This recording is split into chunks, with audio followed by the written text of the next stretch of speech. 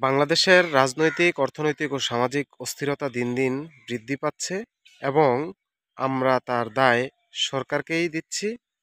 কিন্তু আমি বিশ্বাস করি এর দায় আমাদের জনগণেরও নেওয়া উচিত।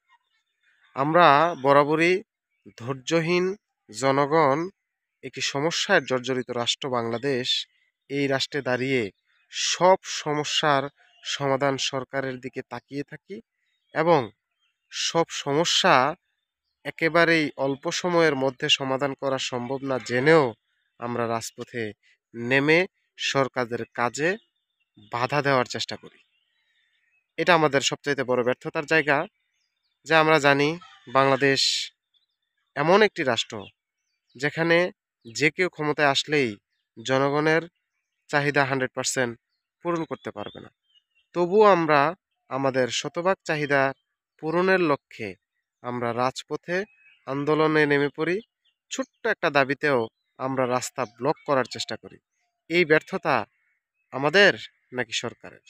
এখন আপনাকে বুঝতে হবে, আপনি বাংলাদেশে একটি বিপ্লব পরবর্তী সময়ে বাংলাদেশ থেকে ফ্যাসিস্টদের দোসররা এখনো চলে যায় নাই, তারা এখনো আছে। এরা সুযোগের সন্ধানে আছে, যে কোনো সময় মরণ কামড় দিতে পারে এবং এদের মূল টার্গেট অন্তর্বর্তী সরকার ডক্টর ইউনূসকে ব্যর্থ করা। ব্যর্থ করলেই বাংলাদেশ আবার ব্যর্থতায় পরিণত হবে। তখন আপনি যে দাবিতে রাজপথে নামছেন সেই দাবি কখনোই পূর্ণতায় রূপ নেবে না এবং আরও ব্যর্থতার ঘানি আপনার কাঁধে এসে জুড়বে।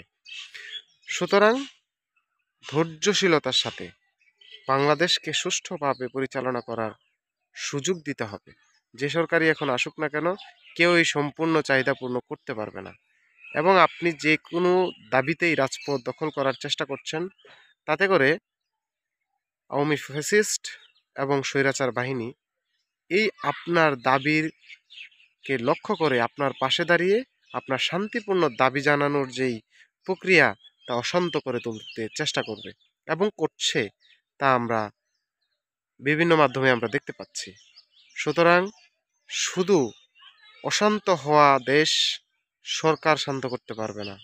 আমরা, আপনারা, বাংলাদেশের মানুষ ধৈর্যশীলতার পরিচয় দিয়ে দেশকে একটি সুন্দর রাষ্ট্র হিসেবে গড়ে তুলতে সরকারকে সহযোগিতা করতে হবে এবং আমরাও কিভাবে আমাদের নিজেদের জীবনের পরিবর্তন করব, নিজেরা এগিয়ে যেতে পারবো, সেদিকে আমাদেরও চেষ্টা থাকতে হবে। সব কিছুই সরকারের দিকে তাকিয়ে থাকলে এগিয়ে যাবে না। সরকার আপনার সকল দাবি পূর্ণ করতে পারবে না, কারণ বাংলাদেশ একটি সমস্যায় জর্জরিত রাষ্ট্র।